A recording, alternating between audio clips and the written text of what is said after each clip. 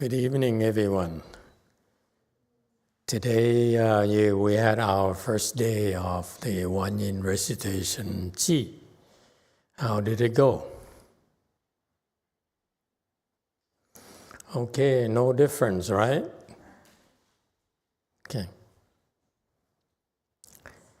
It's a lot more peaceful here tonight than last night. Yes, Nine. Emitofuo, Master. Yesterday was very difficult, but today is much better. It's incredible. I've been thinking about that I have a lot of faith. It's really natural for me, but devotion, I don't think I had a lot of it. And then I realized today, well, that's why I'm here doing the Qi, because I started feeling devotion to GuanYin. So, thank you. Very good. Thank you for sharing with us. Go Forest.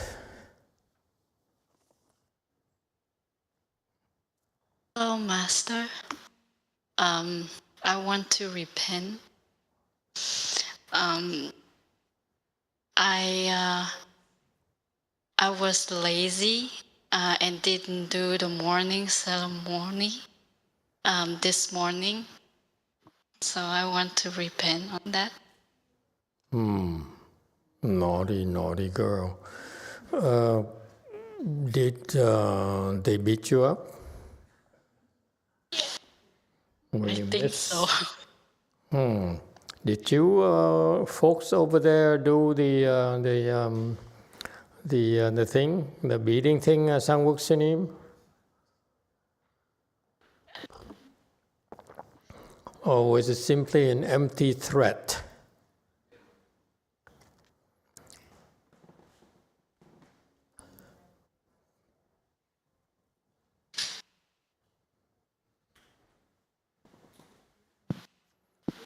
They are doing very well. You need to beat them.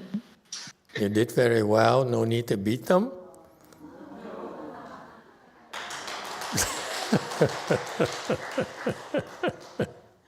Wow, impressive. Very good. All right. For reward, you got to do it again tomorrow. Thank you. Yes, go ahead, go for us. Thank you, Master. Speak, yeah. I will come back next week. Next week, oh yeah, you have to go back to work, yeah. Yes. Dạ thưa thầy, hello Master.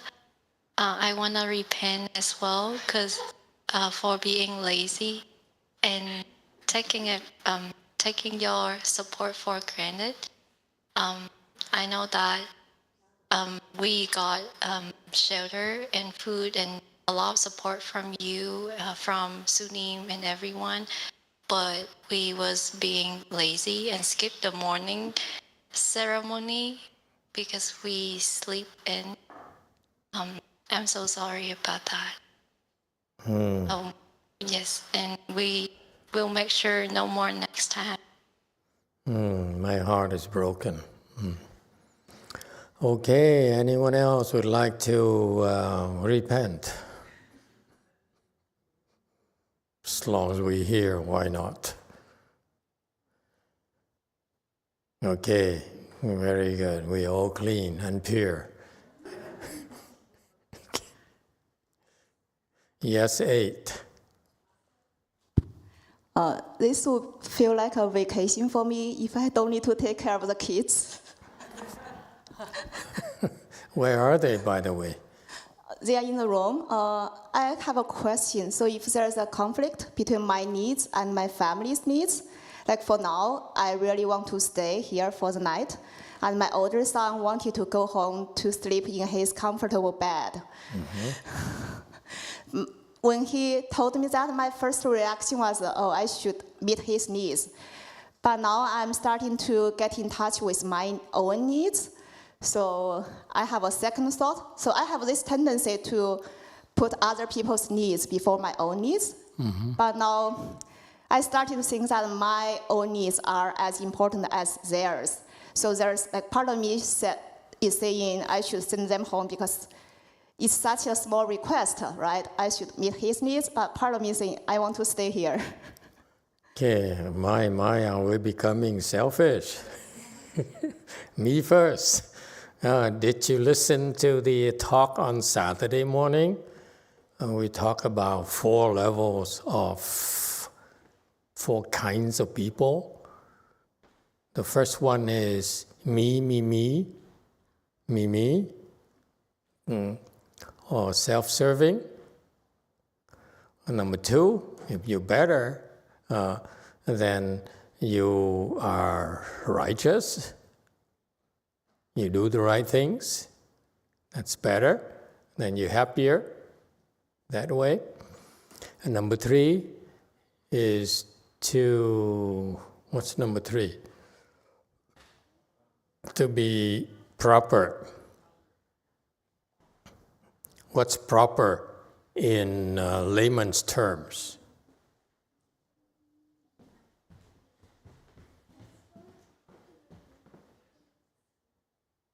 Anyone? What's proper?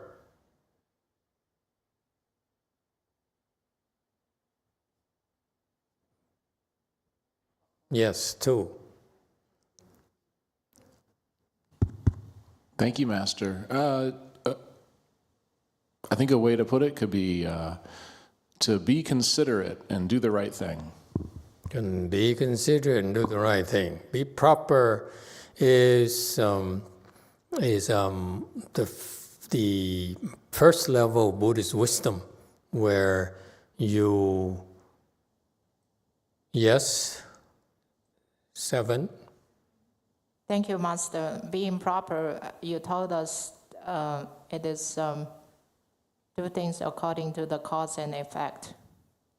Okay, in layman's term, don't expect to do bad things, and don't do bad things and expect to get good results. That's impossible. This is what lay people don't understand, don't believe, okay, because they are so confused, because they're so fool themselves. Okay, it's not possible from the cause and effect perspective. You plan a good cause, a bad cause, you do something evil, you do something bad, you're bound to get the result of that which is bad. It cannot be good. It's impossible. Okay? So that's why the people who, even though they don't necessarily have to have wisdom, if they live like this, they'll develop wisdom. They'll be happier themselves. Okay? And in layman's terms, you could say that being proper is to be decent, to be reasonable, to be moral somehow, okay, and so forth, okay. But being proper is very Buddhist, meaning that we pay attention to cause and effect, okay, because every time we act, we'll create a karma, whether it's by thought, whether it's by mouth, whether it's by body, okay. We ourselves know full well immediately, instinctively, without thinking, we know it's a bad thing to do, like cursing. Anyone? Okay? So instinctively, we know that it's a bad thing to do, but we like to do it anyway. Yeah? Okay, so you can do it, but you should not be deluded into thinking that you don't have to we don't have to suffer the consequences of your bad deeds, of your bad karmas. That's not possible. It's impossible in Buddhism. Buddha proved it over and over again. Because Buddha says, he uses Buddha eyes, he says, since beginningless time, anyone who planted a bad seed, a bad cause, okay, got a bad effect, got a bad result. No two ways about it. 100% of the times. Buddha saw it himself. That's why he says, hey folks, the law of cause and effect is universal. I didn't create it. It's the law of nature.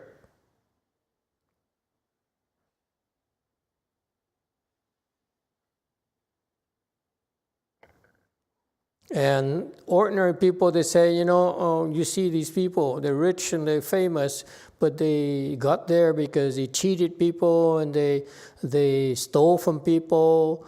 Let me see, what else did he do? They lied to people. They, all the bad things, too many bad things to talk about, okay? And he's still famous, he's still powerful, he still is rich, he's still, revered by the masses. Yeah, demons have their own followers.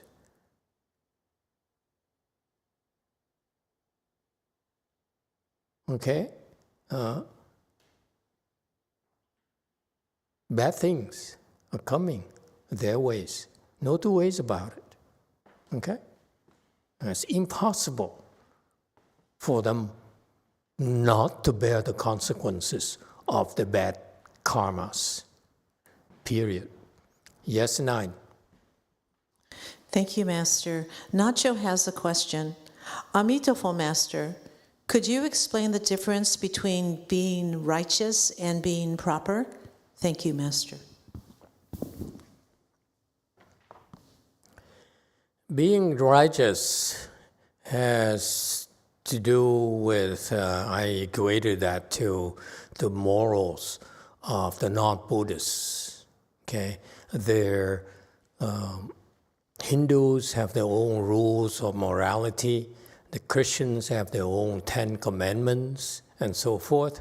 And for them, being righteous is to live in accord to those rules. Okay, and it could be, you could, sometimes the non-religious people would call it fair, fairness, and so forth, decency, and so forth. But righteous here refers to the morality, the sense of right and wrong that we all have, that we all are so aware of in our minds. Okay? Cause and effect, or proper, goes beyond that, because it goes beyond what we can understand, what we can see, what we can imagine with our thinking mind. Okay, it has faith in there. Okay, proper is that you believe because you cannot possibly see everything. Therefore, you must believe. Okay? You cannot see your true Buddha nature. You cannot see the true goodness in yourselves. It's so bare, it's so deep inside. You can't see it yourself.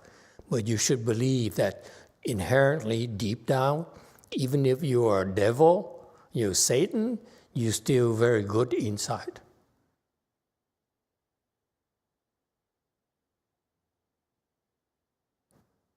Okay, so proper there has a connotation of faith, okay, on faith in someone who knows more than we do, okay, that we don't understand, okay, but we taught that the facts, or the propriety, were born by the facts of those people who have wisdom, like the Buddhas and Bodhisattvas, who saw it, who saw the connection between the causes and the effects.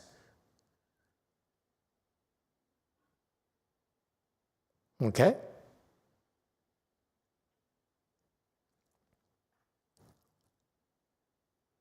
So that's the proper there is requires faith because we cannot understand. Okay, and finally, the fourth level, what is true happiness, is when those people are happy, is when they have wisdom, they have prajna wisdom. Okay, those are a very special class. I call it G class. Okay, because these people, they can taste true happiness that we cannot, that you cannot. And those who tasted it, they said, wow, it's nice. It's worth it.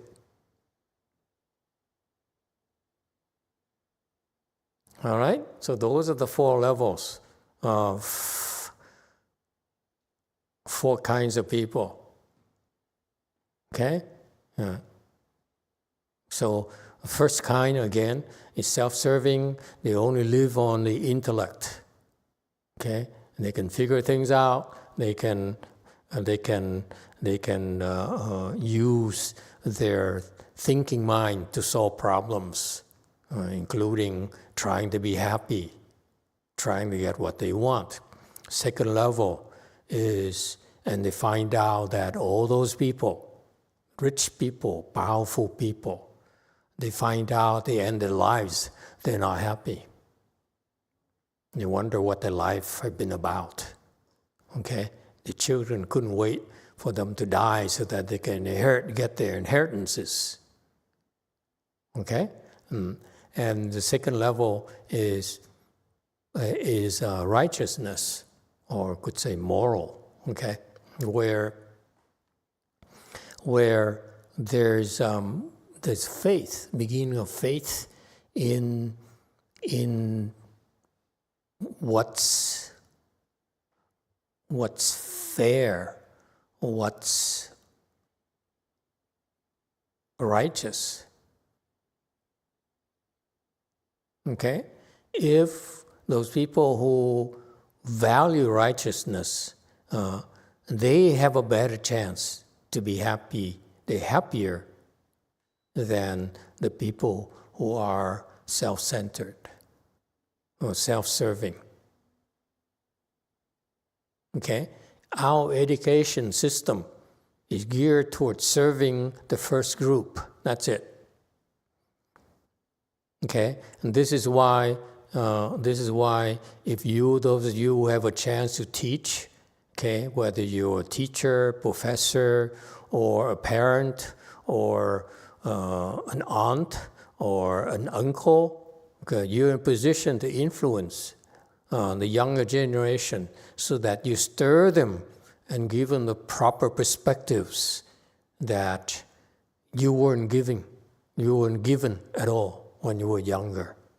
So this is very important, folks. You can make a difference in people's lives in a very profound way. Okay? It's a big gift. It's an incredible gift to give to the younger generation. Okay? You can influence them.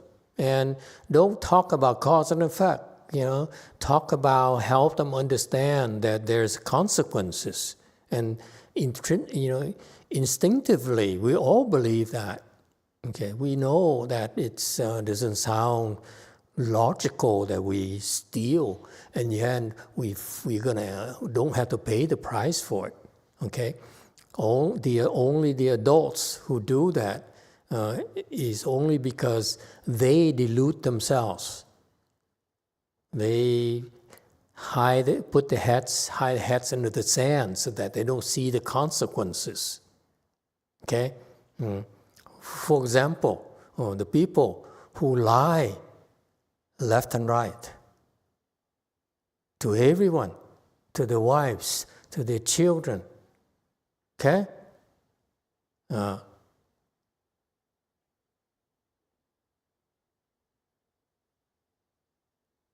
they have the consequences, severe consequences for themselves. But the one thing I would tell you that these people will experience is that even when they're still alive, they feel very, what? Lonely. No one likes them. No one trusts them. Did you know that?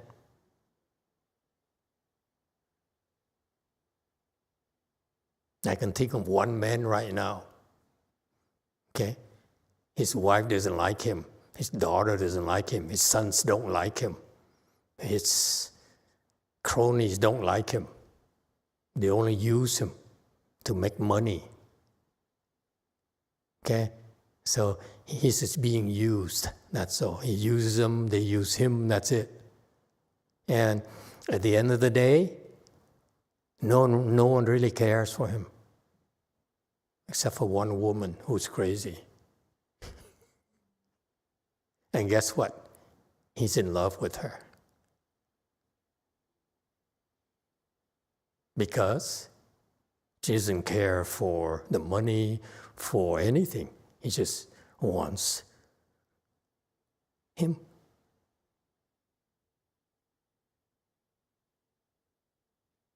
So I watched his entire life feeling so lonely, so alienated by his own family, his loved ones. Everyone is using him to get what they want. It's sad. That's why he's severely depressed.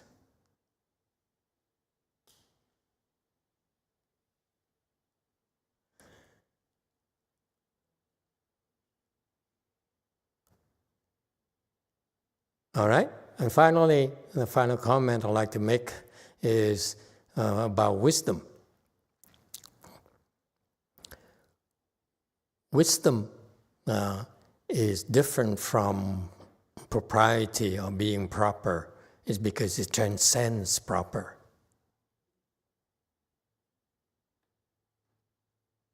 Sometimes you have to be improper out of wisdom. And that's why in Buddhism we call that wisdom the middle way.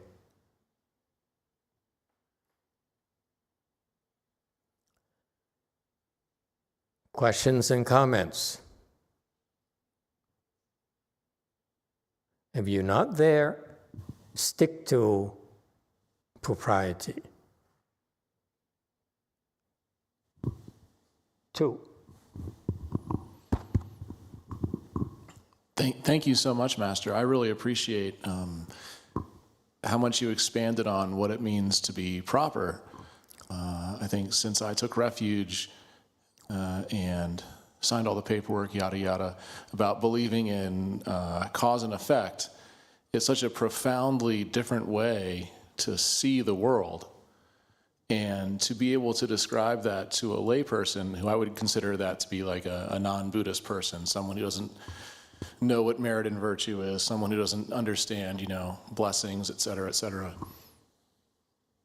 It's not easy, right? It's not something that, well, it can be easy, but it takes consideration. So just to put it out here for the Dharma Assembly too, like I would revise how I'd tell somebody what it is to be proper based on what you said. I would say it's doing good things. Okay, good point. This is a very, very good point. I'm glad you brought it up. So how do we influence others? How do we convince others that to be proper or propriety is good for them?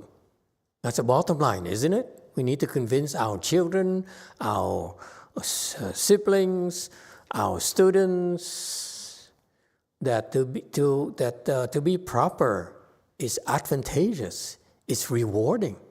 How?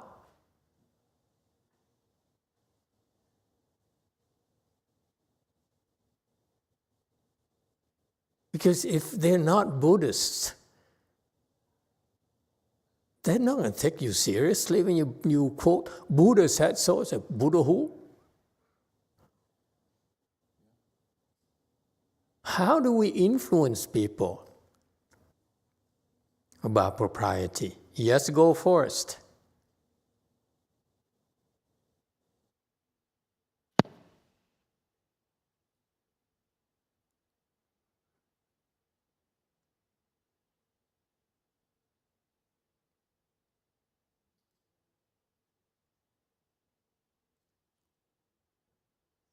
And by the way, if you're able to convince people about this value system of propriety, you cannot imagine the kinds of blessings you're generating for yourself just because your son or your nephew behaves accordingly the rest of his life.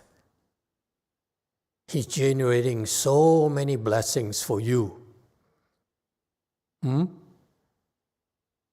That's your incentives. Go first, go ahead. Thank you, Master. For me, what I try to do at work is to be a good role model. So when I notice that with my coworker, when they see what I'm doing, I'm always cheerful and happy with them. So they keep on asking, "Nu, how come you are always, when we are around you, we are so happy?" And I can see it's because we do the right thing. And then that energy just rubbing off, people around, they feel happy around. And then they copy the same way that we are doing. So be a good role model. Excellent. That's how you teach people. That's the only way to teach, is to be a role model. Teach by example. Okay, very simple. Remember when I first started, I told you that you are in a position of influence? It's because you have power, you have authority, you have credibility. You're the aunt. You are the dad. Okay? You're the big brother. They look up to you already. So use that to your advantage to influence them. So far, so good? Number two, the question revolves around the fact that what if you're not in a position of power? Okay, remember back then the Chinese emperors, they brought Buddhism so that they used the Buddhist teaching to help them rule the country.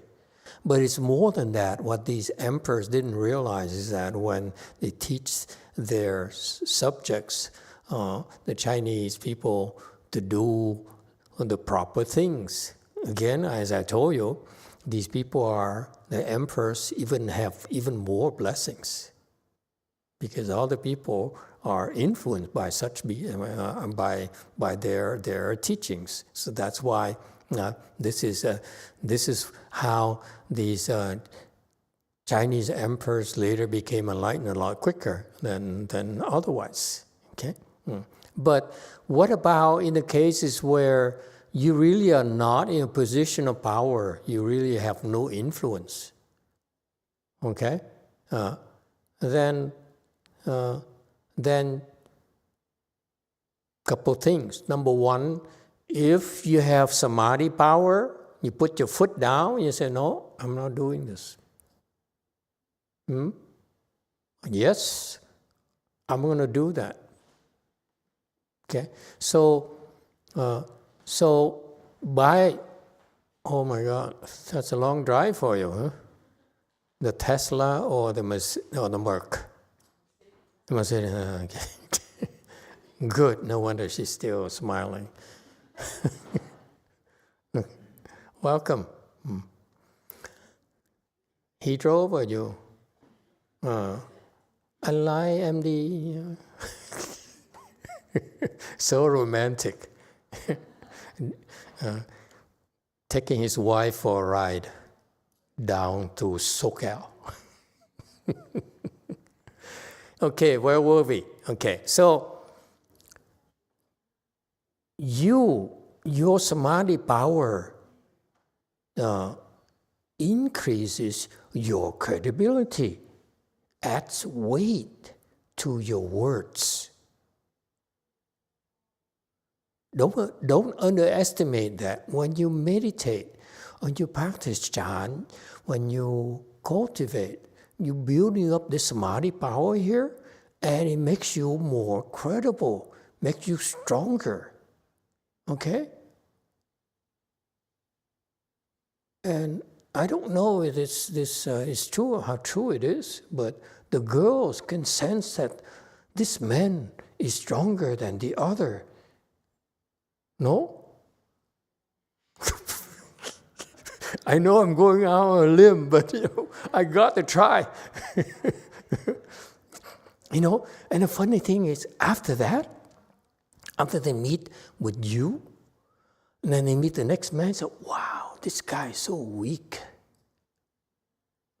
Never mind.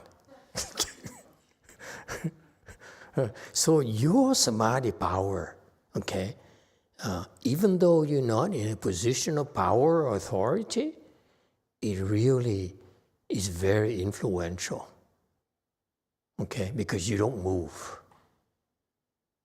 Yes, Nine. Thank you, Master. NorCal Daniel says, Emitofuo, Master, you influence people by example. They will see it, and they aren't that dumb. That's right. The people are not as dumb as you think. You seem to think. Okay, people can pick up on the good things. This is don't say anything. That's all. Okay. And so that's why your samadhi power makes a difference. And number two, you simply say, I happen to believe that's the right thing to do. That's the proper thing to do. I stick by it. Because if not, I'd be sorry later. So you more or less are making a prediction that if they do it wrong, they will suffer, they'll be sorry. And you increase your credibility, that's all you have to work with. Okay? Know where you stand, know your limitations. Anyone else? Okay, very good. Let's go to the Master YongHua's GuanYin Qi then, instructions.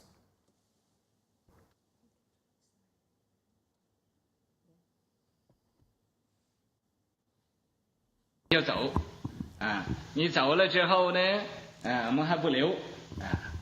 这是这个规矩啊。有的人说啊，这个规矩太厉害了。 After you leave, we won't even ask you to stay. This is the rule. Oh, some may say, oh, this rule is too strict.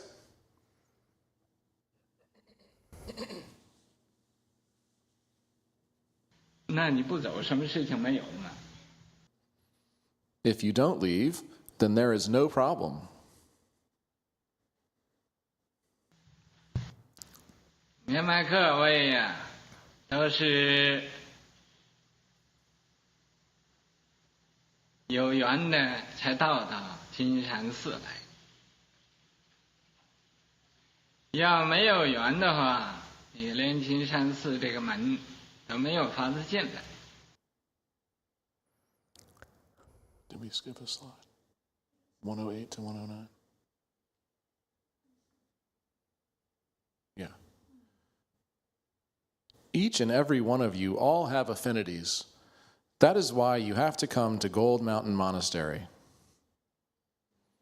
If you did not have affinities, you wouldn't even be able to enter the door of Gold Mountain Monastery.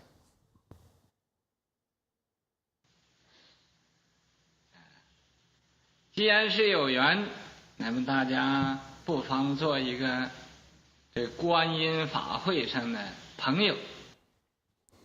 Since there is an affinity, all you might as well become Dharma Friends of this GuanYin Dharma Assembly. Okay, let's stop. This is a short section here.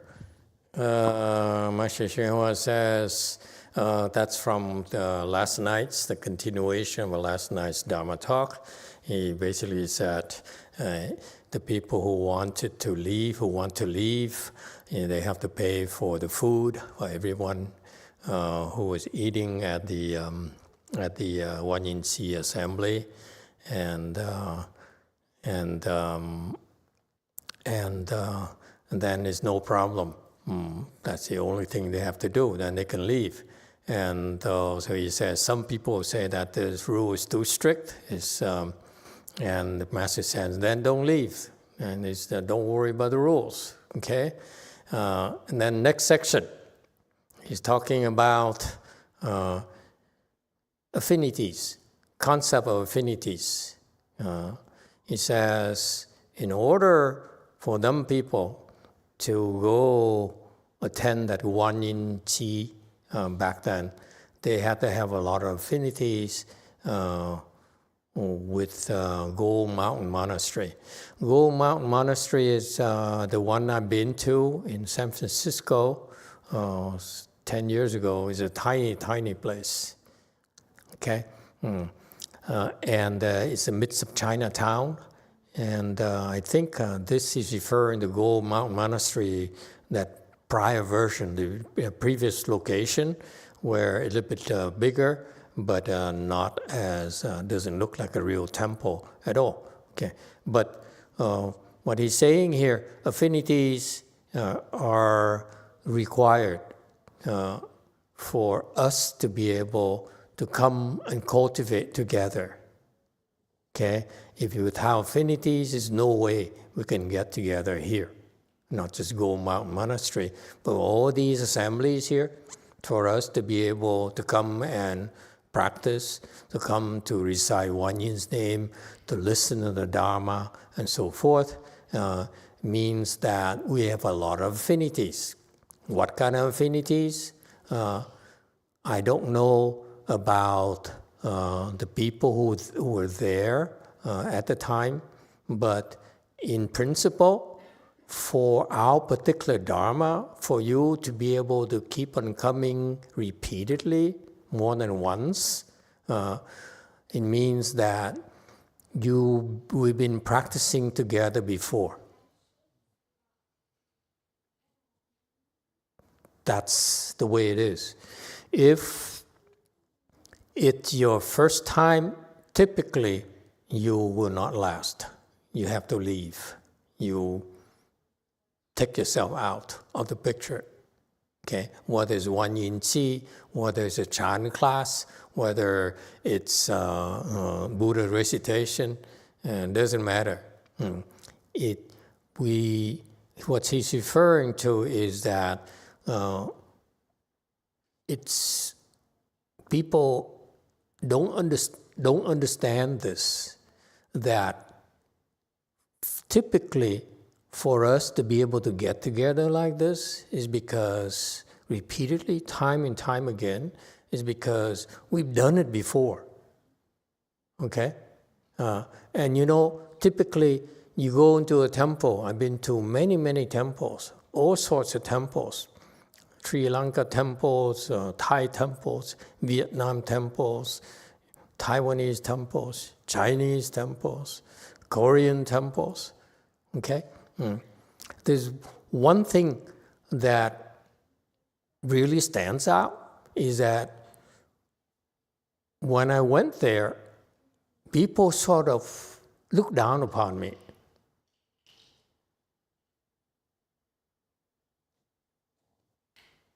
Maybe I was new, maybe I was whatever, I didn't look Caucasian, I didn't look Chinese, I didn't behave Thai enough.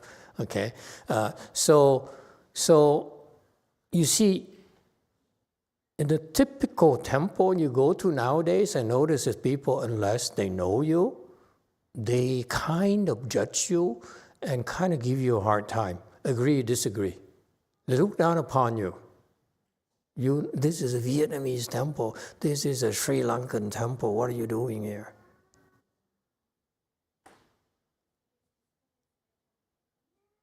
Anyone? It's just my imagination. Could be my imagination. I don't know. That's what this is why I went to these places. I didn't feel like going anymore. Even I go to my master's temple, I know I don't like it. I don't feel welcome. They judge me, okay? Even like when I was there as novice, the Taiwanese are judging me as not knowing anything and yet too arrogant, okay? Go to Vietnamese, my Vietnamese master's temple, and look at me and said, you Vietnam person, but you lost your roots. You went to a Chinese temple, now you have to run back to the Vietnam and take advantage of us. You know, people are so judgmental. They judge you. Of course, I go to Korea, they say, you're not Korean. You go to a Taiwanese temple, you're not Taiwanese. Okay? They always have that undercurrent of, you're different, what are you doing here? That kind of thing, okay? And it makes you feel uncomfortable, okay? Whereas here, like in Gold Forest or here, I noticed that you don't have that attitude. Actually, you are very welcoming. Actually, so welcoming, so relaxed that I think newcomers are, really? What's the matter with these people? They like me actually, really? Can't be right. Okay? And so there's a culture here that I like to encourage you. I'm very proud of that. I think you are very special in that sense. That we're here to cultivate. And the cultivate is to be kind. That's the first thing you do when you cultivate, is to be kind to each other.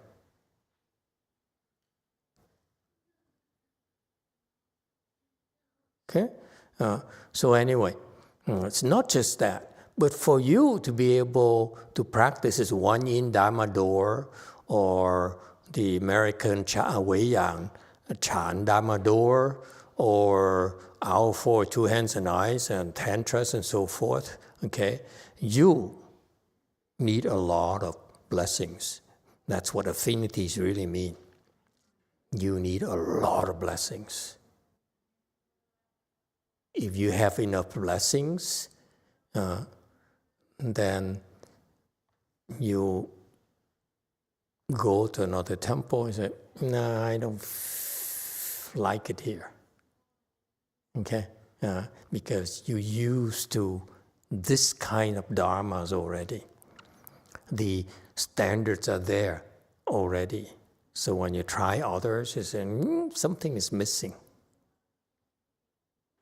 You know? Make sense to you or not? Okay? That's what she's referring to. Okay? Affinities here is that you have a lot of blessings for this Dharma, a lot of blessings with the people there. When you're kind to someone, that's affinities you're creating with that person. Okay?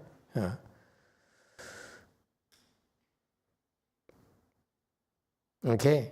I think, are we at 110 or past that? That's next?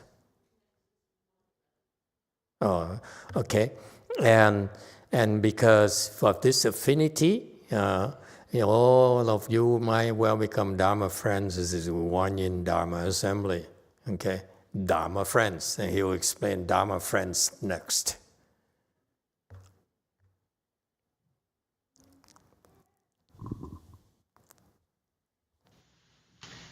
大家手拉着手，一起向前开步走，到什么地方去呢？就是到我们每一个人所愿意到那个地方，你愿意到什么地方都可以。Everyone holding each other's hands, moving forward together. Going where? It's exactly to that place each of us wishes to go. Wherever you wish to go, it's all right.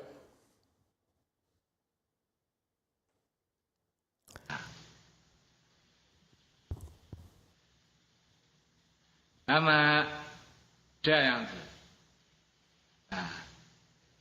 每一个人都要帮助其他的人。我为什么这样说法我因为就怕你们个人走错路。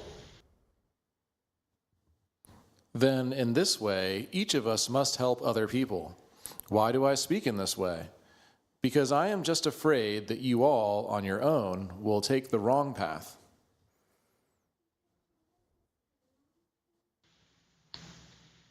一跑出去金山寺就非常危险的。Once you run outside of Gold Mountain Monastery, it's very dangerous.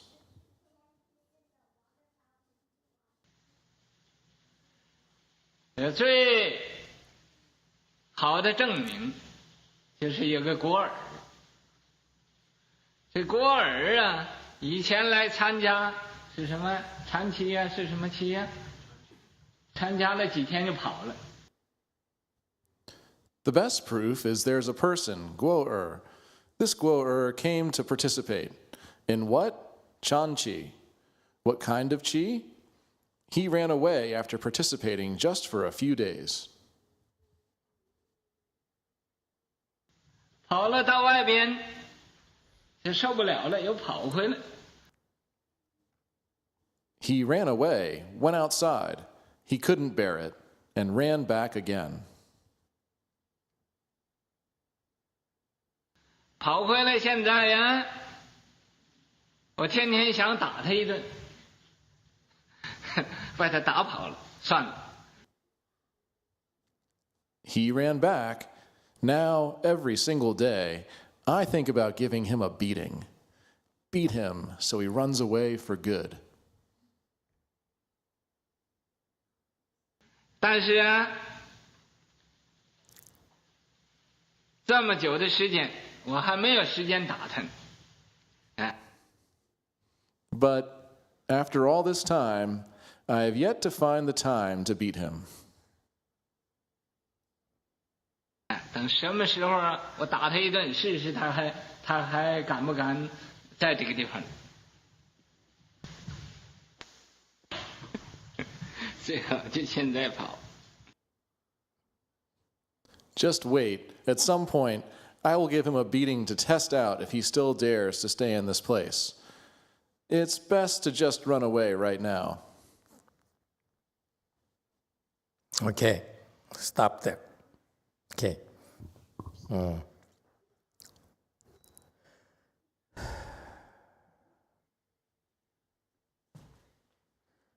So it says, as an assembly, they hold each other's hands and march forward together like a line dance. Okay, it reminds me of maybe have some line dance, or when we recite GuanYin Bodhisattva's name, we hold hands.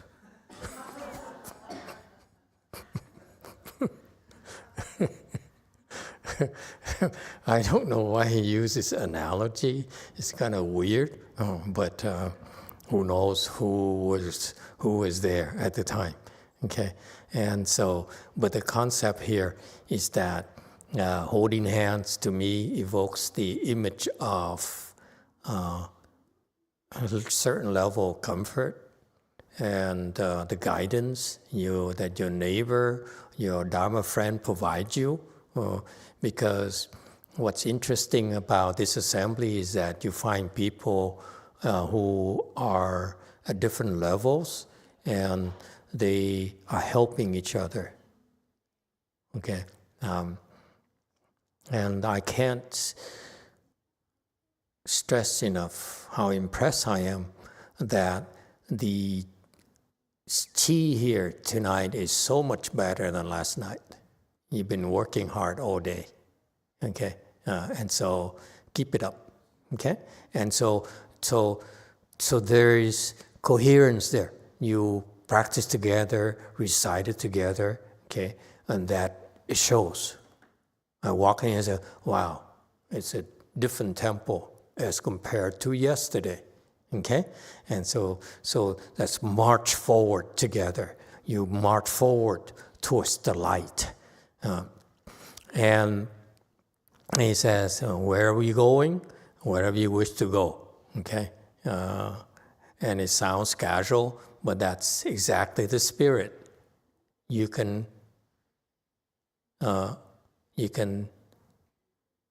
go together, okay, with us, or you should feel free to stop and get off the train, okay, anytime, all right? And that's the spirit, okay?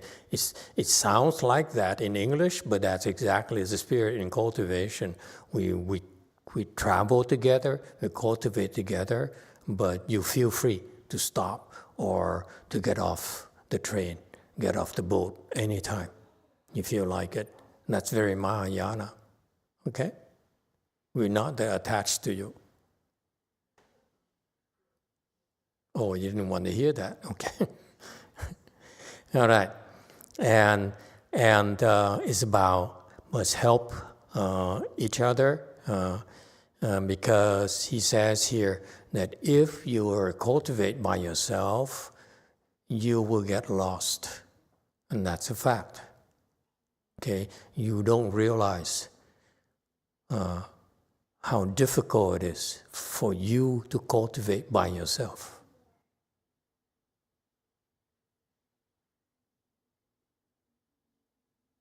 What does it tell you?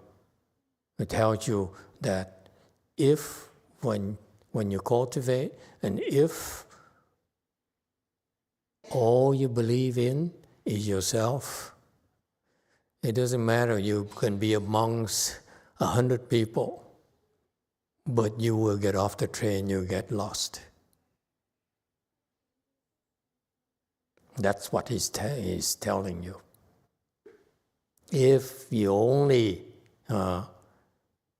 take your own path, only believe in yourself, you will go wrong, guaranteed.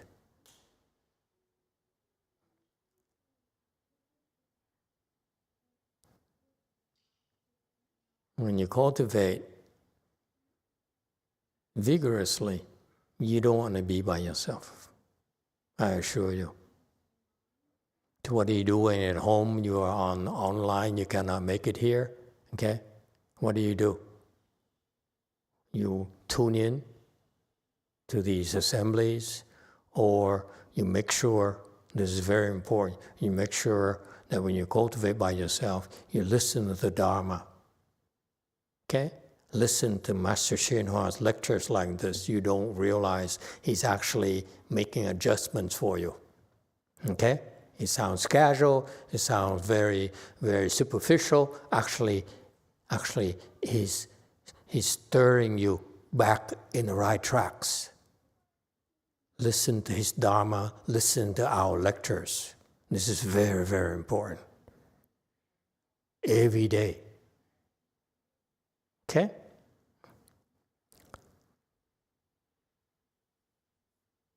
Otherwise, you take the wrong path. So once you run outside Go Mountain Monastery, it's very dangerous. I don't want to go to many details. Basically, is that you don't want to cultivate by yourself, period. Okay? Pay attention to this. Best proof is a person, Go. I don't know who this Go here, but I know of a monk that I encounter, monk disciple of his. And he says, you go here, he would run off a few days, and he runs away, and he comes back, okay? Because it sounds like this same guy, okay? He has such a disciple. He's a Caucasian, and he's married, so he's bipolar, very, very bipolar. His wife couldn't take it, so she didn't mind when he came to the temple to practice, okay? But then he came to the temple, his depression pull him away. So he went home. He looked at his wife. His wife, what are you doing here? I thought I'm going to have the whole week by myself. Go away. So he said, okay, you don't want me here? I'm going back to the temple. So it's back and forth like that constantly for this guy. Okay. Eventually, he realized after coming to the temple, to Master Hsu's temple so often for so long, and driving him around, he liked it. He says, this is the only time where I feel peaceful. And I come to your problem a little bit later. Remind me before we go to the next section, okay? And so he finally shaved his head. Okay, after he shaved his head, I feel so much better around the temple. He shaved his head. And then after a few months, instead of a few days, after a few months, he missed his wife so much. He said, I miss my wife. So he came home. He ran away from the temple. So he did it like 5, 6 times. And finally, the wife had enough.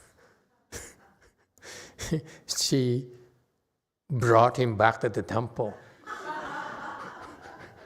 I say, Master, please take him. I don't want him. And I think she divorced him or something. Couldn't take it anymore.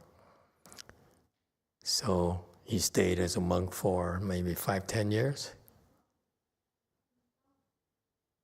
And then finally got his inheritance. Now he has money, he can take care of himself. Eternal life. So this bipolar thing here, if you ignore it, it's always there. He doesn't really cultivate, so his samadhi is very low, okay? So, and that's what happened to him. In our temple, when you're bipolar, I look at you and say, okay, I know you're bipolar, but the only reason for you, the only way for you to stay here is to improve.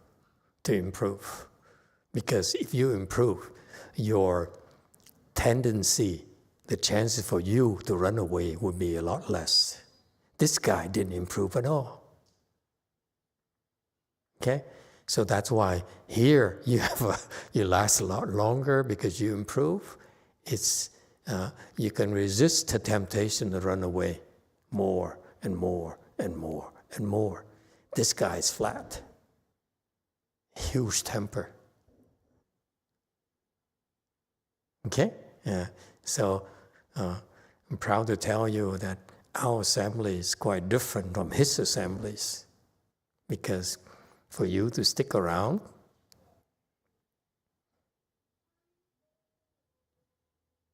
almost all of you have to improve. Those who don't improve anymore, we're just being compassionate.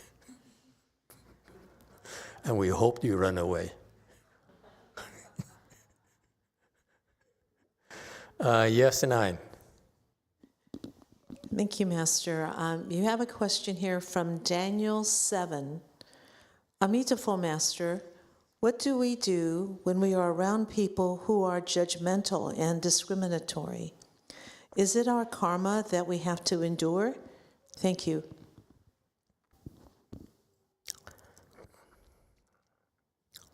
Just have to bear it. That's the first thing you have to learn from cultivation, is bear what's difficult to bear. If you do that, you're cultivating.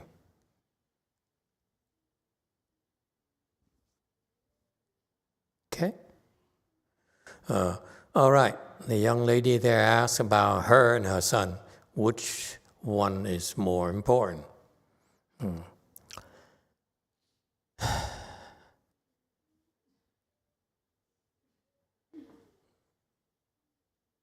It's a good thing. You're able to see that you need to take care of yourself. It has to come first. I agree with that. That's wisdom. If you don't take care of yourself, you always subjugate yourself to your sons and to others. When you get older, you regret it. Ask old people around you. Lots of them here tonight. I think they all agree with me. Yes or no? You have to take care of yourself. You are number one. Okay? That's part of your wisdom. Unless you take care of yourself, if you don't prioritize yourself, you have no chance of developing your wisdom. And if you're unhappy, everyone around you will be unhappy. Okay? I happen to not buy into the Asian value system where a woman is supposed to make sacrifices for her family. I think it's full of crap. It's nonsense. You must be responsible to yourself first. Yes, there are obligations, okay? But once you fulfill your obligations, it's still part of your taking care of yourself.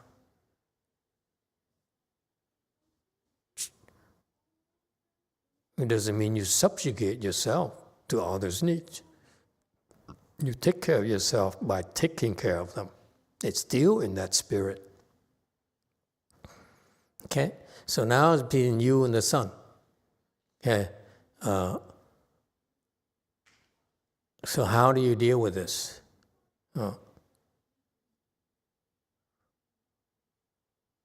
This is America. This is no longer China. You don't tell your son what to do. They all feel entitled to your services. So that's why you negotiate. And this is where we Asians are poor. We don't know how to negotiate. You negotiate with him. Sit down, and you find out why he wants to, if he wants to go back home and what it would take for him to stay here, and bribe him. Okay? So you're teaching him about negotiation. You're teaching him about communicating what he wants and negotiate. Okay? And give and take. And that, to me, that's a very important part of education that the parents fail to give to the children. Life is negotiations. Everywhere you go, you have to negotiate. Okay? And make it fun.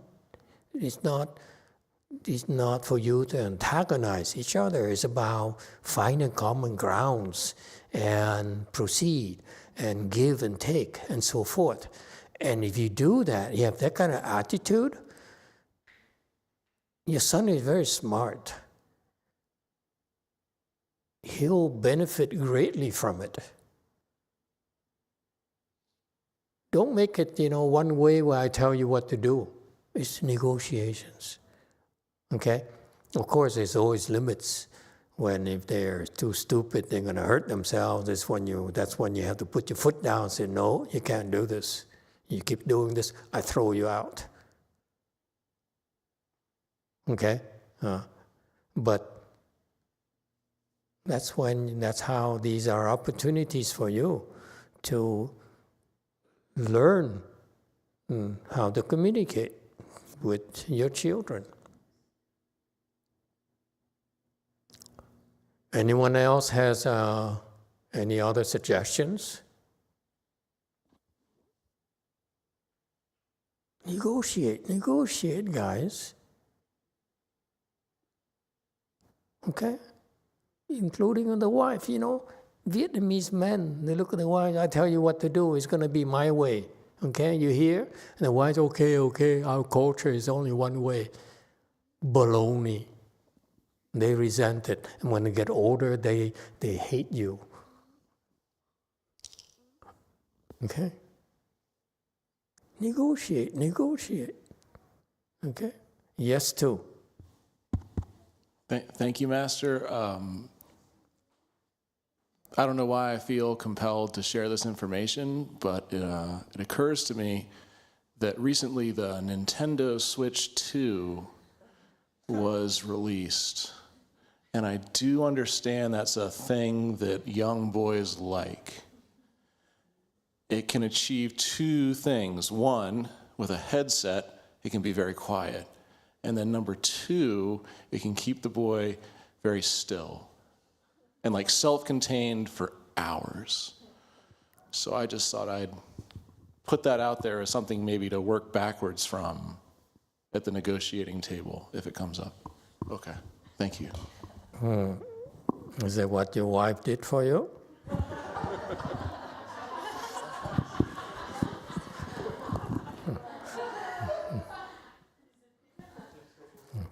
Thank you, Master.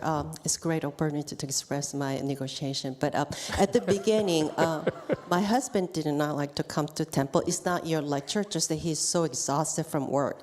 All he wanted to sit on the couch and just hang out, watch footballs and all the basketball, all the movies.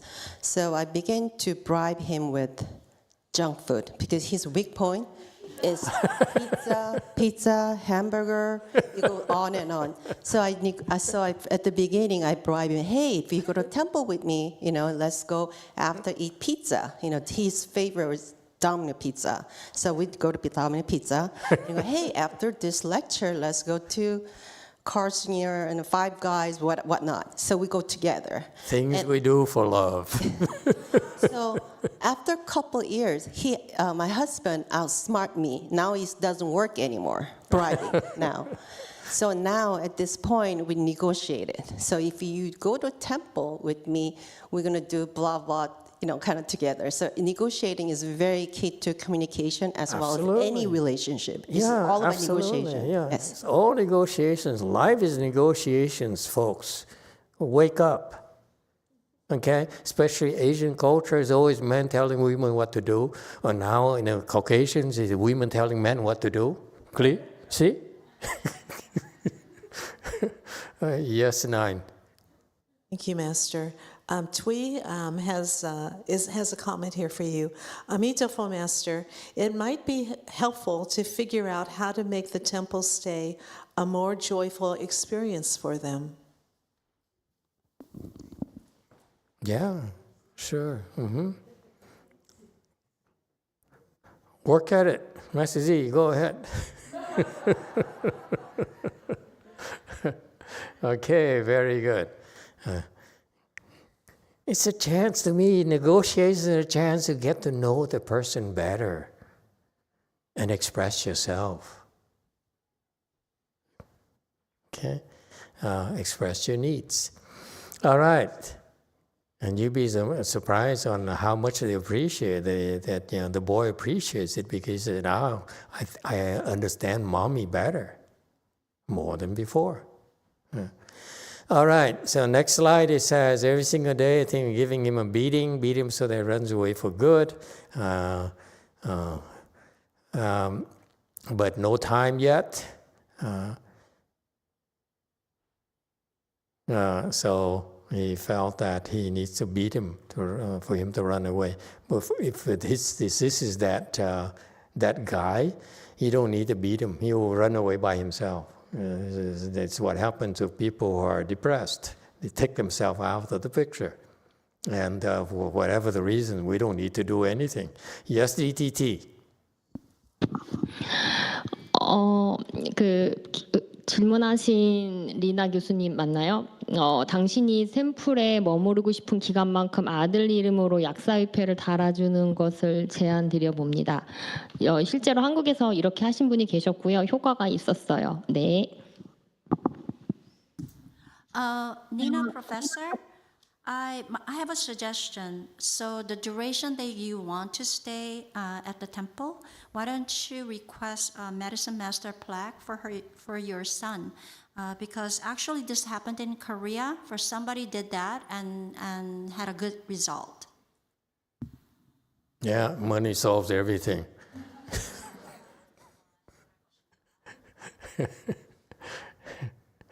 Okay, Nintendo, Switch, or whatever, and money is in, so throw money at the problems. Okay, next section.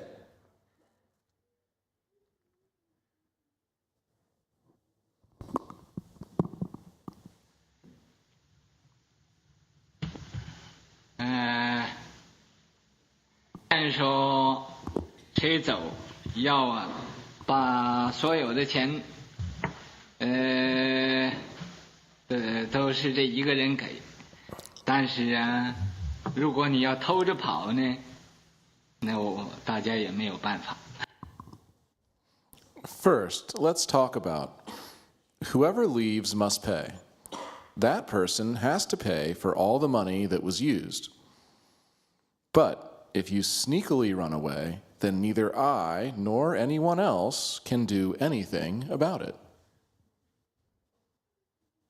Okay, so one quick comment here.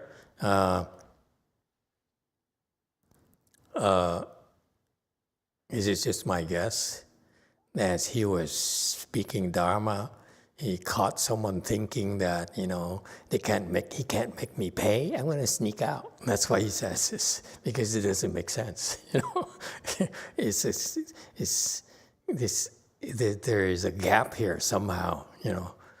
But anyway, so that's my Shishin. It's always. This is why he's so scary. When you sit there and listen to Dharma and you have these thoughts, these errant thoughts, he knows. He will address you. Okay? All right. Next section.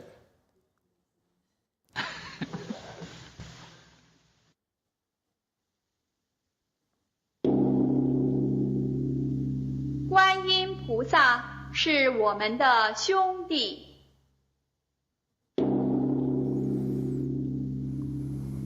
法界佛教总会创办人宣化上人，开示于1976年美国金山圣寺。They should choose someone with more samadhi than this. Oh God, this woman here is scattered.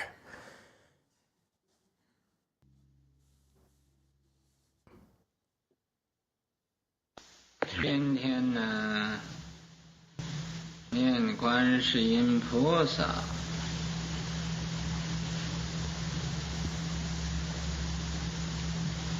可是观世音菩萨是什么意思？ Every day, recite GuanYin Qi. But GuanYin Qi, what does it mean? 俺们不知道，尤其在西方人念中文。I'm not sure if I should be offended by this, but okay. We don't know, especially when Westerners recite in Chinese.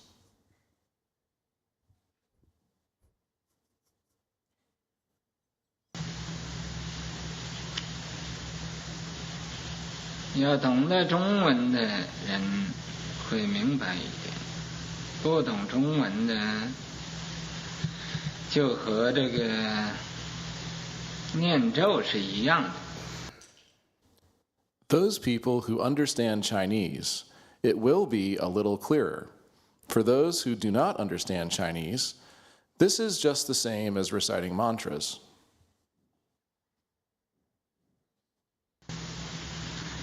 就和密宗啊念这个嗡嘛呢叭咪吽一样，因为不明白它意思。 It's just like in the secret school, reciting this Om Mani Padme Hum because the meaning is not clear.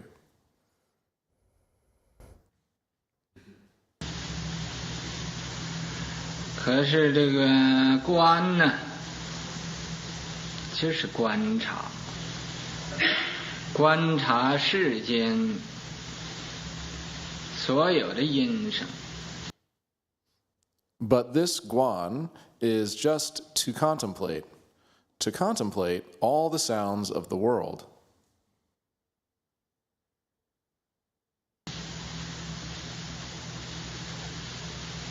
这一位菩萨，他就是没有事情做，要找一点事情来做。 This one bodhisattva, he just has nothing to do, so he must find a little something to do.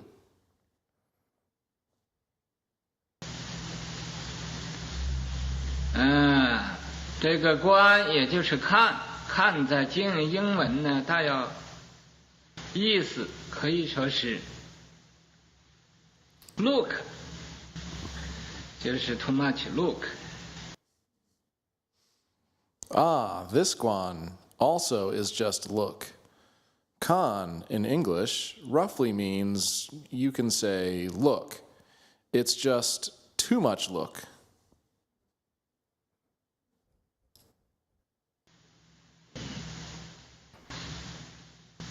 那么这个 look， 这个看，不是看外边，是看众生的心。 So this look, this kan, is not to look outside. It's to look at the minds of living beings.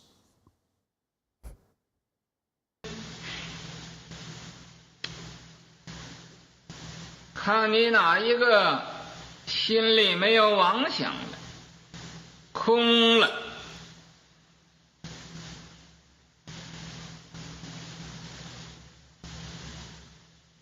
就开悟了。 Looking to see which one of your minds is free of false thoughts, emptied, then enlightened. Okay, that's too much for me.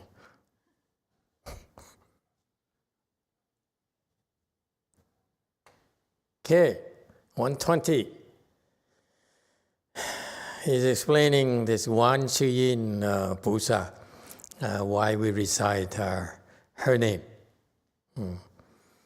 What does it mean? He says, because I imagine that at the time he had a lot of Westerners who, there's a hippies time, the 60s, late 60s, early 70s, where I think early 70s, where there are a lot of hippies there who would come to the temple for free food, that kind of thing. And because the Chinese would not bother coming, there weren't that many Chinese like here. And so what does it mean, GuanYin? And it says this is basically to address his Westerner people who were there. And yeah, I know that you don't understand this thing, so let me explain it for you. Okay? It's what it means in Chinese, because you don't understand in Chinese, therefore it's not that much different from reciting mantras, because mantras you don't need to understand either. Okay? So he's kind of casually explaining that the point here is that it's actually better that you don't understand the meaning. Okay? So when you recite, actually much better that you don't understand. Okay? Because why is that? Why is that it's better when you recite that you don't understand?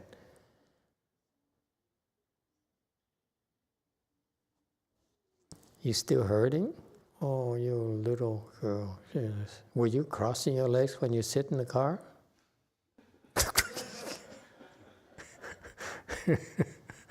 Okay, hang in there.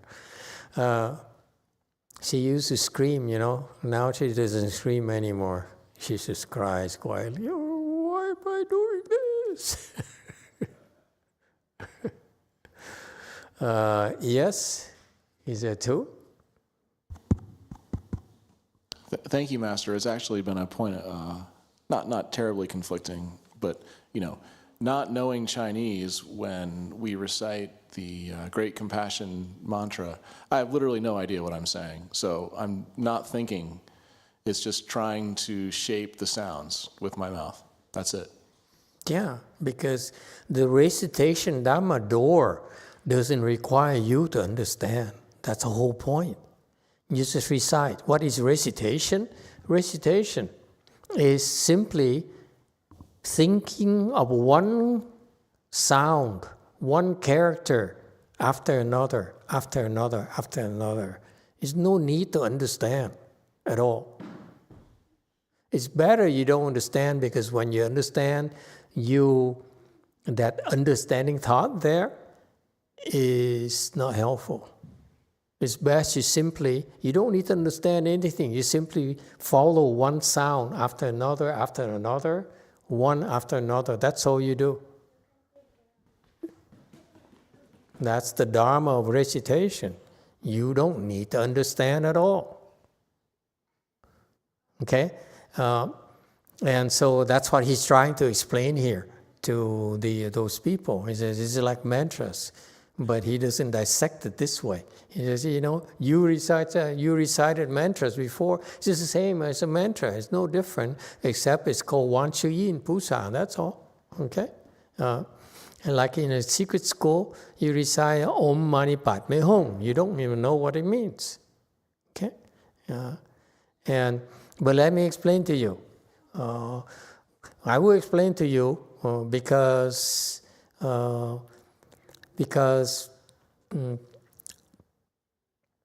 I want you to understand it differently than understanding. Okay, I want to give you what he's talking about here. Understanding here, when you talk about understanding, it's like using a thinking mind to understand.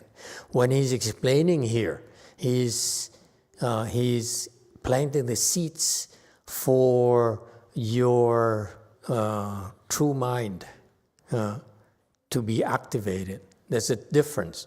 When you go to school, what you teach your students, is basically to appeal to the understanding. However, when you learn the Dharma, we try to first get you to understand, but with the ulterior motive of activating your true mind. So your purpose is different. See, as soon as I commented that she didn't scream, she screams. Master Z, beat him up. Okay, not her, beat the ghost.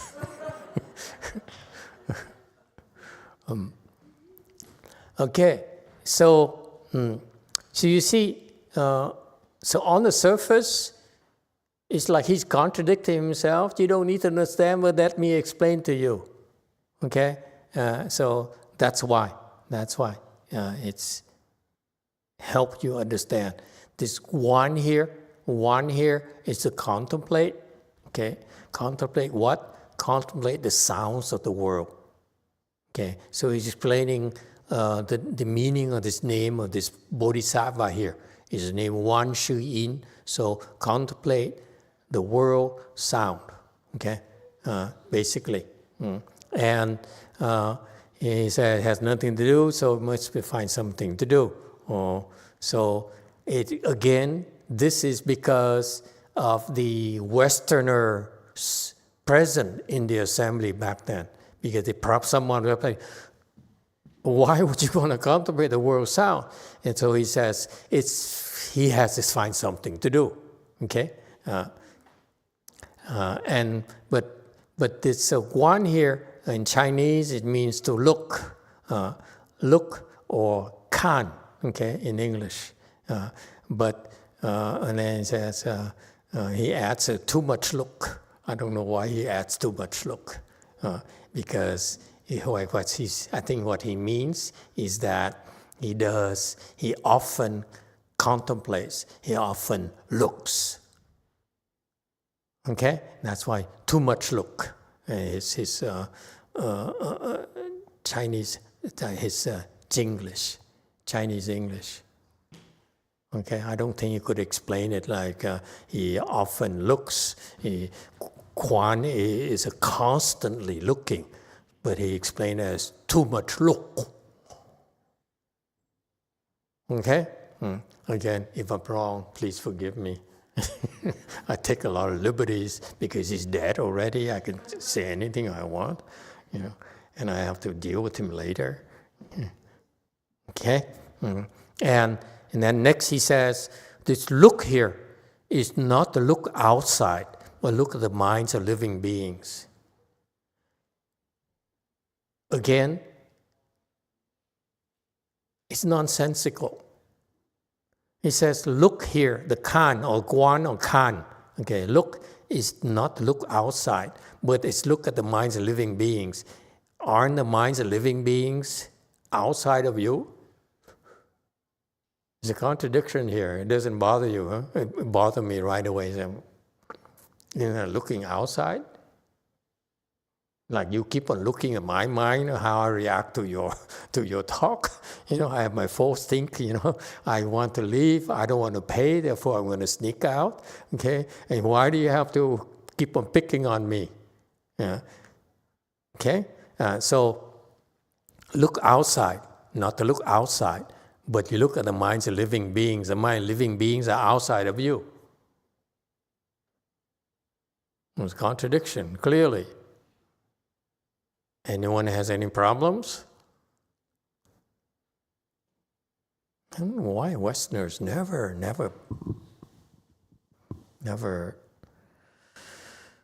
objected to it. Yes, too. Thank you, Master. I've actually been waiting like 14 years to share this, or so. 14 years? Okay. 12. Yes, before you got married, okay. Yeah, it turns out, and no one tells you this, you have to find out what I'm telling you. So, that when you walk into a Buddha hall for a Dharma talk, your inside mind is no longer your inside mind, because it turns out there's people who, like Great Master YongHua, can pick out when you have errant thoughts. So I can only imagine for a bodhisattva, the minds of living beings are available to them to contemplate, just like the sounds of the world. But is it inside or outside? Well, I'm not a bodhisattva, so I don't know. Okay. But I'm imagining to a bodhisattva, it's inside? It's available to them.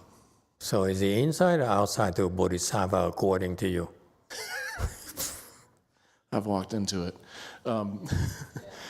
To a bodhisattva, it would be outside, but to us, it would be inside, which is the conundrum, which is why my wisdom can't penetrate the description. Okay, look at that. She screams, she cries, and then she shakes.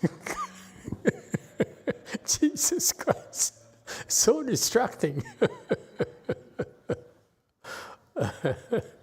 You are all so weird. What we have to do to put up with all this. Okay, I'm looking outside because I find it funny.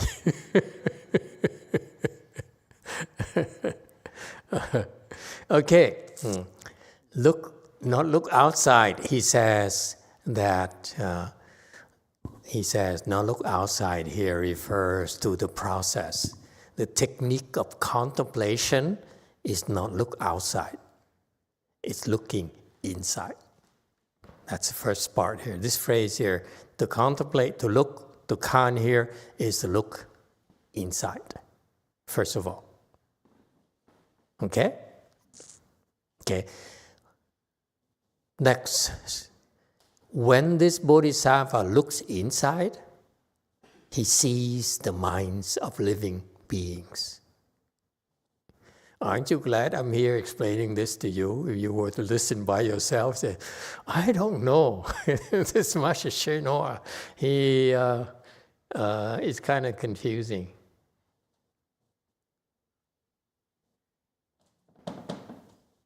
Agree? You look like a statue. Now she's smiling. Is that clear? So it makes sense to him, but not to you. Okay? He's teaching you when you contemplate. Very important. When we tell you contemplate, okay? Meaning that look inside. Don't look outside. Okay? Number 2, for this bodhisattva, when he contemplates, he's actually looking at the minds of living beings inside of his mind. Okay, dokie? I can explain anything, don't worry.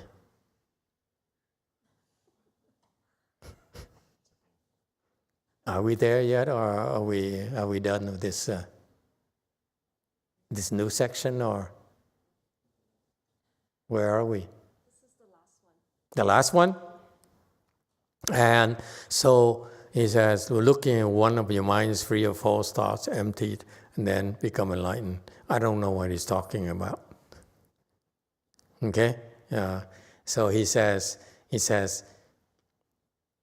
when I look at your mind, living being's mind, I see which one of you has no false thinking. Okay? When you're able to empty your mind, that's when you become enlightened. So that's his teaching to his students back then. He says, you're here, I'm teaching you, okay? It's not a casual thing for me. I'm teaching you about contemplation, because contemplation, I look at the bodhisattvas, and I look at your minds, and you realize why we look at your minds, because when you look at your minds, when your minds are emptied, are free of thoughts, that's what we know you are enlightened. Does it help? Okay, it's very subtle, but he sounds like nonsense. The first reaction I have, really? But then he's trying to teach them that in order to become enlightened, you need to be free of thinking. You have to stop your thinking mind, in other words. But he couldn't, I don't think they were taught Chan yet, so that's why when we teach you Chan, you say you have a thinking mind, then you're trying to put an end to that by, first of all, concentrating. Instead of you thinking so many thoughts, different thoughts, we want to give you a problem, okay? You only think one thing and you drop everything else. So that's part of the Chan training, by the way, okay? And what's the way to do that for beginners, first-timers, is that when you cross your legs, okay, the pain is so painful, the pain is overpowering, that's why your mind becomes single-minded. You can only think of the pain. That's the training. That is if you can go that far. Yes, 9. You can't? Get off. Tough luck. Thank you, Master. Diego Alfonso has a question. Emitofuo, Master, when the bodhisattvas contemplate the minds of living beings inside their own mind, is it because they have access to the Dharma body of the Buddha?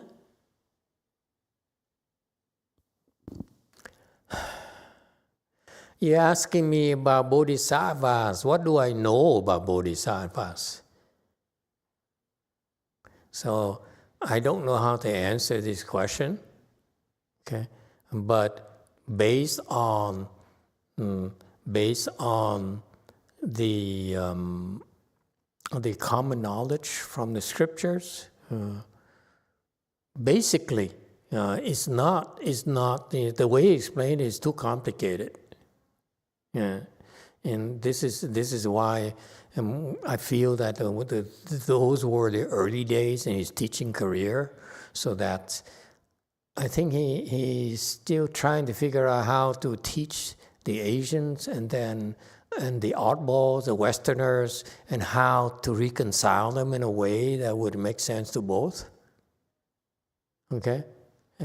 And at the same time terrorize them a little so that they pay more attention and not as disrespectful. Because the Westerners walk in and say, oh, he's short, he's ugly. Okay, this is not a Buddha hall. That kind of thing. The Buddha statues are ugly. Anyway, to Western standards, we used to Greek statues. Yeah? And the Buddha statue, like, the eyes closed or open? We cannot tell, can we?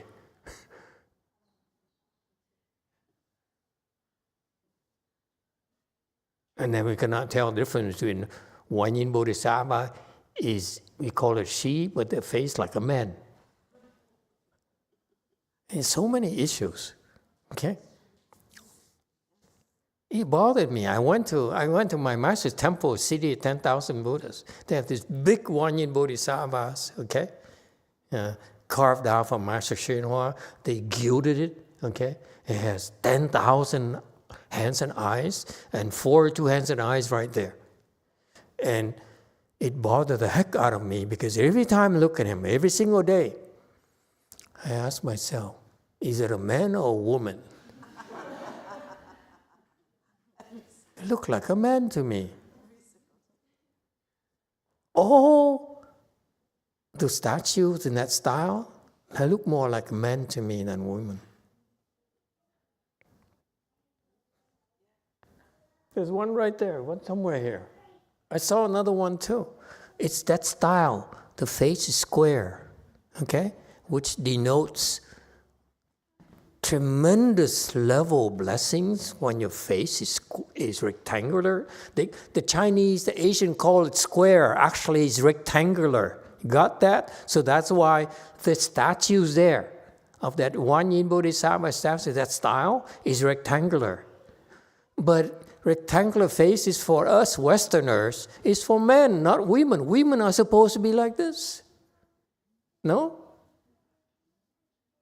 Anyway, how do I get there? Yeah.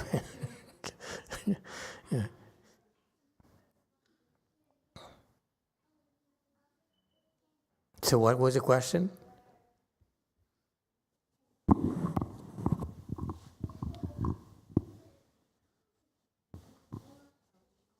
Yeah, too. Thank you, Master. So if I say back to you what I heard, the minds of sentient beings are outside, but the contemplation of those minds happens inside the mind of the Bodhisattva. What it means is that I don't think he looks at all the minds. This Bodhisattva, he doesn't look at all the minds at all. Okay? What he does is he contemplates. Okay? And the beings out there in the Dharma realm, let's say in the Saha world, where we are right now, the beings there who are suffering. Okay?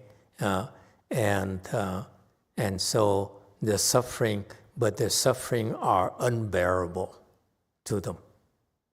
And that's why they said, and they've been taught to call to GuanYin Bodhisattva for help. When you're in trouble, when you're suffering, you should call GuanYin Bodhisattva because she has compassion. She will come and rescue you.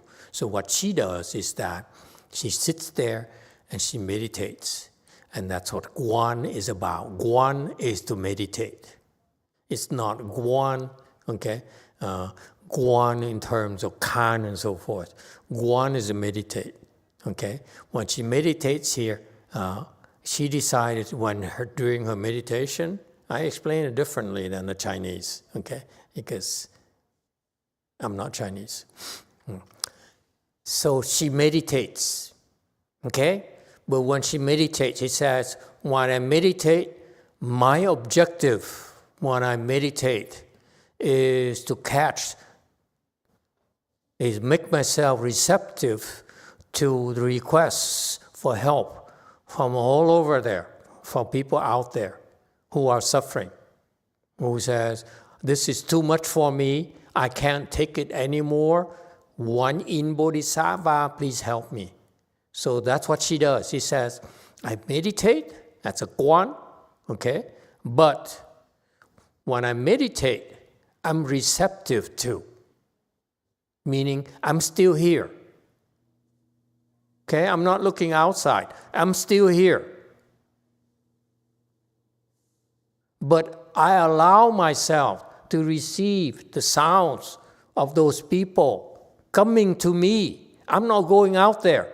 I'm sitting here. You have to send your sound to me. Okay? That's what it means. The Chinese explain it to me, it's too confusing. The Guan is I'm here by myself, here inside of me. When I'm here in this state, when you are suffering, I can hear your suffering when you call my name. That's all it means. I don't go to you. I sit here. But when you're suffering, you recite my name, I can receive it. Okay? That's what happens. And when I receive it, okay, even though I'm here, I know exactly what you are, who you are, your name, you man or woman. Okay? You're a woman, even though your face is rectangular. Okay? I will come to you and give you relief. You should do that next time instead of screaming. It's too much. You say, GuanYin Bodhisattva, it's too much for me. And if you're at that state where you scream instead of screaming, I'm teaching you now, okay? Because I'm tired of having beat your ghost. The ghost is totally, I can't even brag about it. It's so sad.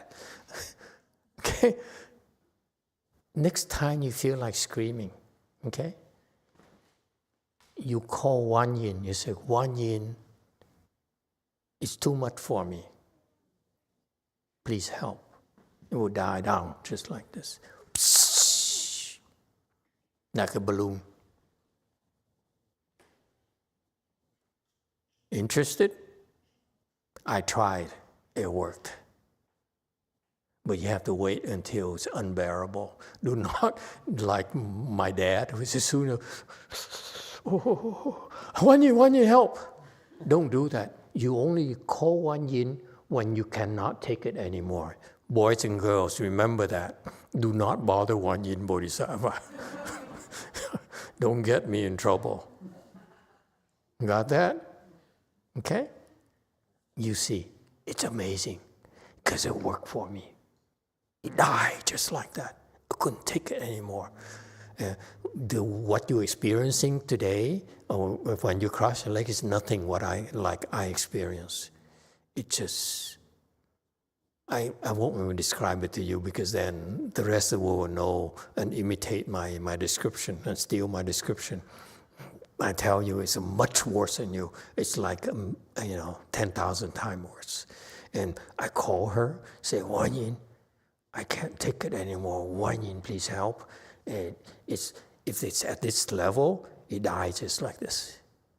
Pssh. Immediately. It's amazing, let me tell you. And that's what happens to GuanYin Bodhisattva. She sits there, she contemplates, meaning she meditates. And then, in this state of meditation, she's receptive to people who call out to her name. GuanYin Bodhisattva. And it's only when they're in extreme suffering that's able to get to her. If the people who assume, she will ignore it, trust me. Okay?